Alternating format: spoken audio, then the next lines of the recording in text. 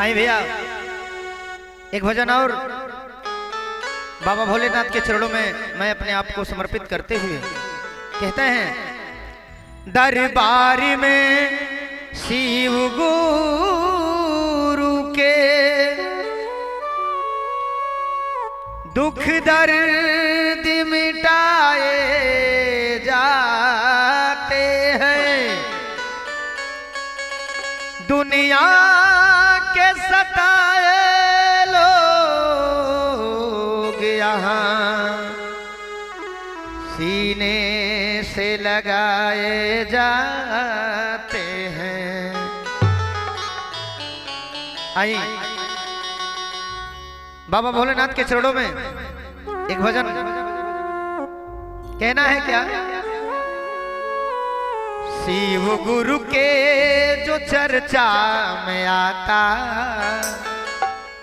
बाबा भोलेनाथ की चर्चा में जो भी आता है होता क्या है गुरु बहना गुरु भाई? शिव गुरु के जो चर्चा में आता, मन की सोची मुरादे पाता। शिव गुरु के जो चर्चा में आता, मन की सोची मुरादे पाता।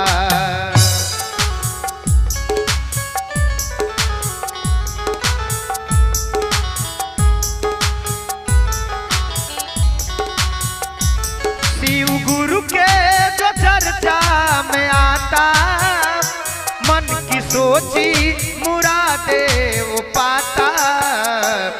खुल जाता है किस्मत का खाता, खुल जाता है किस्मत का खाता। जो भी चरणों में सिर को झुकाता, शिव गुरु के जो चर्चा में आता, मन की सोची मुरादे पाता।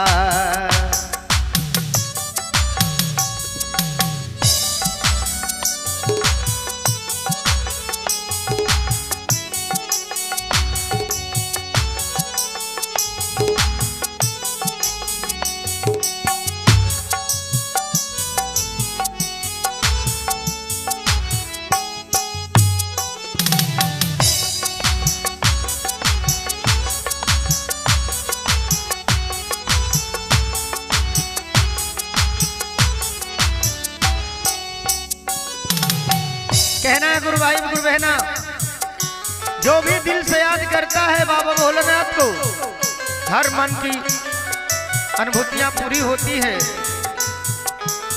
कहना है मिलती है अनुभूतियां अनेको, करके शिव की भजन को तू देखो।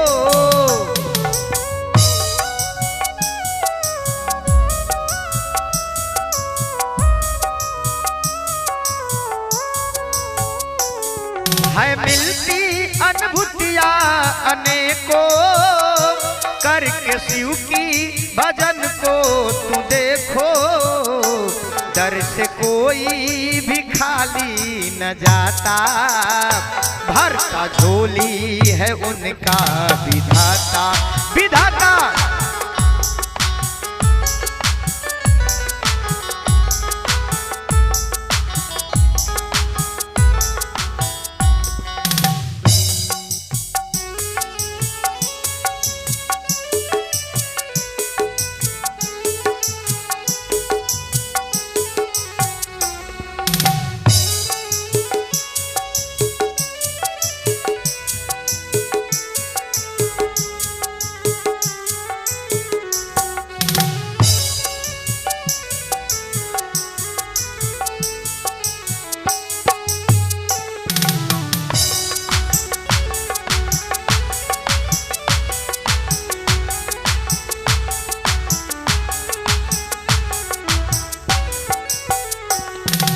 गुरु बहना गुरु भाई, दया सभी लोग मांगते हैं अपने के लिए, लेकिन अगर दूसरों पे दया करके देखो, बाबा भोलेनाथ आप पे सदा दया करते हैं। कहते हैं, जो करता है सबकी भलाई, पल में करता है पर्वत से राई।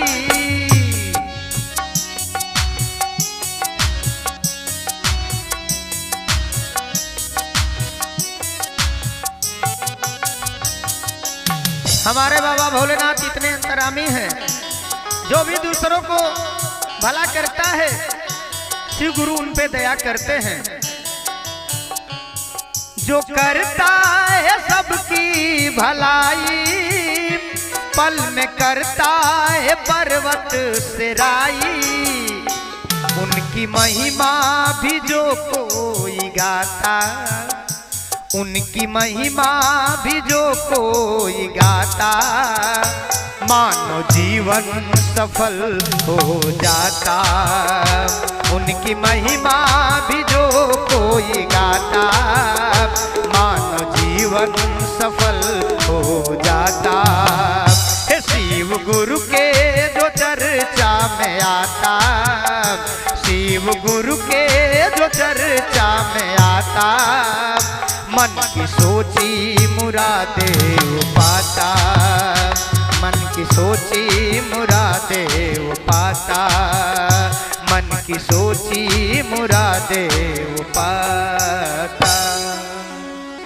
अगर आपको ये गाना पसंद आए तो आप हमारे चैनल को सब्सक्राइब एवं लाइक जरूर करें।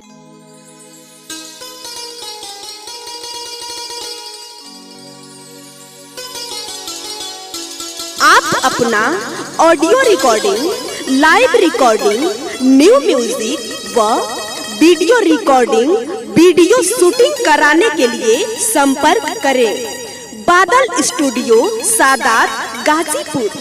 जी हाँ, बादल स्टूडियो सादात गाजीपुर। हमारा संपर्क सूत्र है 96 82 82 39 00, यानी 9682823900। आप अपना गाना रिलीजिंग कराने के लिए संपर्क करें बादल फिल्म प्रोडक्शन। Mobile number 96 82 82 39 00। आप सभी गायक कलाकार राइटर अपना सपना साकार करें बादल स्टूडियो सादात गाजीपुर। जी हाँ, बादल स्टूडियो सादात गाजीपुर। जो लोग देख रहे हैं, आप लोग से हाथ जोड़कर निवेदन है कि हमारे चैनल को सब्सक्राइब कीजिए